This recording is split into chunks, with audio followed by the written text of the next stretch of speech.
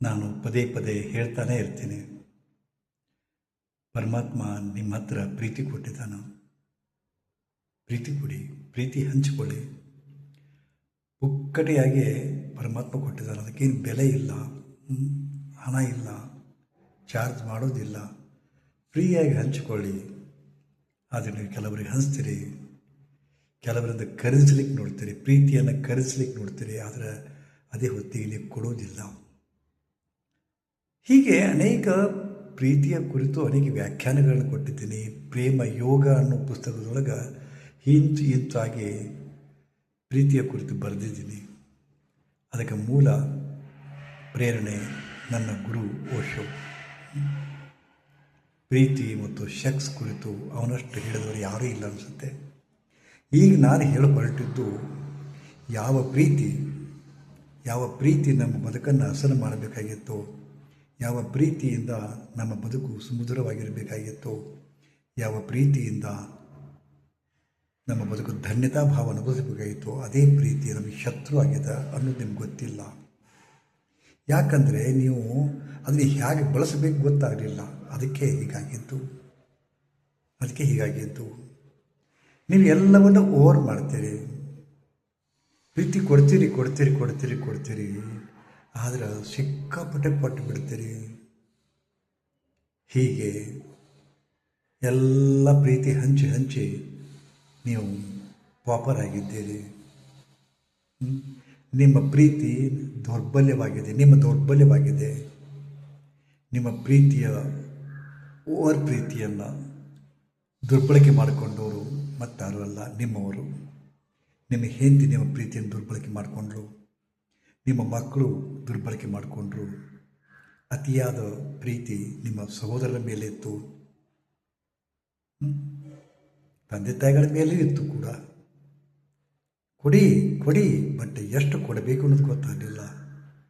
ಯಾಕೆ ಈ ಮಾತು ಹೇಳ್ತಾ ಇದ್ದೀನಿ ಅಂದರೆ, ಸ್ವಲ್ಪ ನಿಮ್ಮ ಹತ್ರ ಇಟ್ಕೊಳ್ಳಿ. ಎಲ್ಲ ಪ್ರೀತಿ ಕೊಟ್ಟು ಬಿಡಬೇಡ್ರಿ. ಎಲ್ಲ ಪ್ರೀತಿಯನ್ನು ಕೊಟ್ಬಿಟ್ರೆ ಪಾಪರ್ ಆಗ್ತೀರಾ.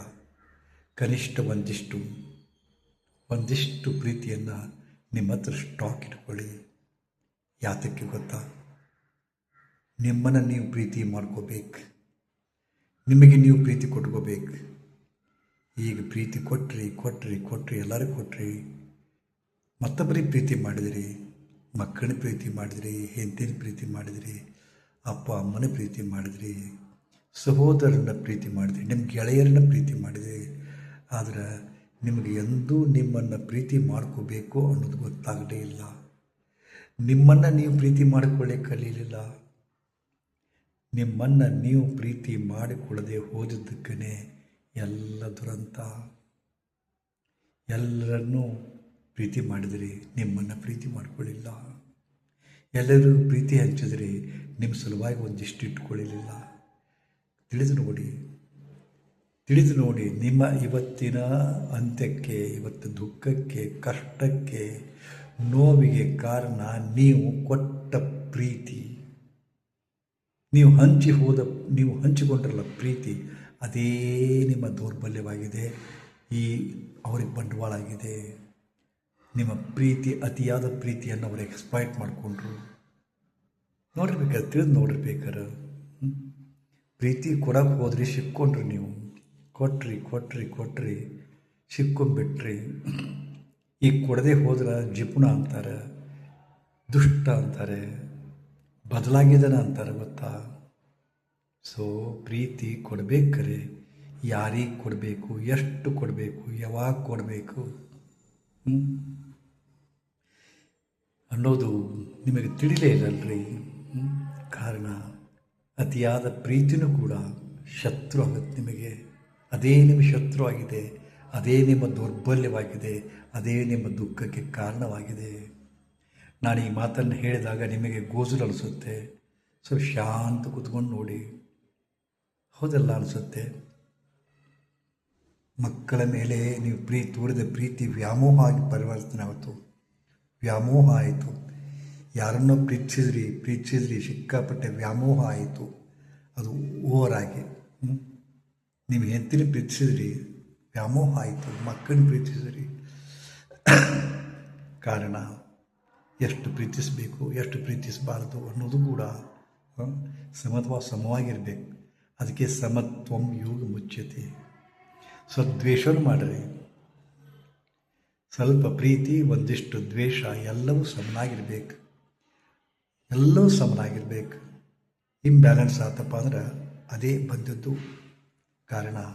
ಪ್ರೀತಿ ಮತ್ತು ದ್ವೇಷಗಳು ಒಬ್ಬನ ಬದುಕಿನೊಳಗೆ ಸಮವಾಗಿ ಇದ್ದುದಾದರೆ ಸಮಸ್ಯೆಗಳೇ ಇರುವುದಿಲ್ಲ.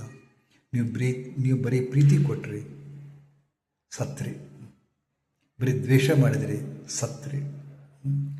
ಒಂದಿಷ್ಟು ದ್ವೇಷ, ಒಂದಿಷ್ಟು ಪ್ರೀತಿ, ಒಂದಿಷ್ಟು ವ್ಯಾಮೋಹ, ಒಂದಿಷ್ಟು ಕ್ರೋಧ ಎಲ್ಲವೂ ಪರಮಾತ್ಮ ಕೊಟ್ಟ ಬಳುವಳಿಗಳು. ಅವನು ಹೆಚ್ಚು ಜಾಣತನದಿಂದ ಬಳಸ್ಕೋಬೇಕಷ್ಟೇ.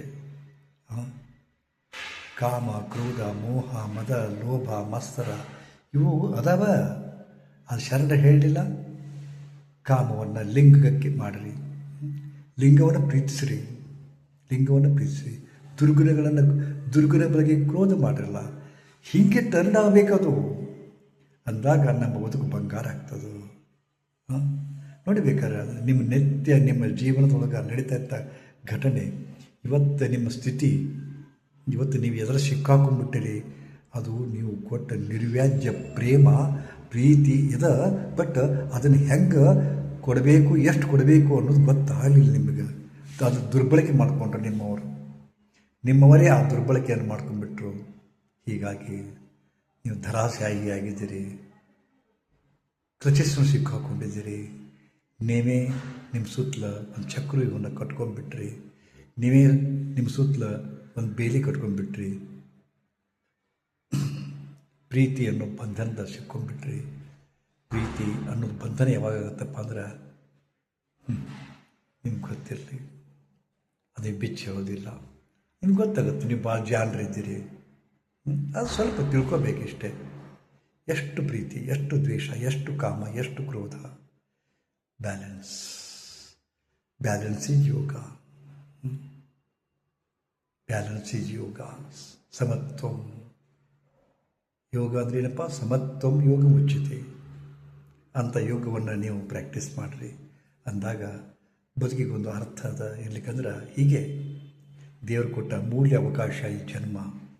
ಬರೀ ದುಃಖದಾಗ ಹೋದಪ್ಪ ಸುಖ ಪಡೋದು ಯಾವಾಗ ರೀ? ಶಿವ ಶಿವ.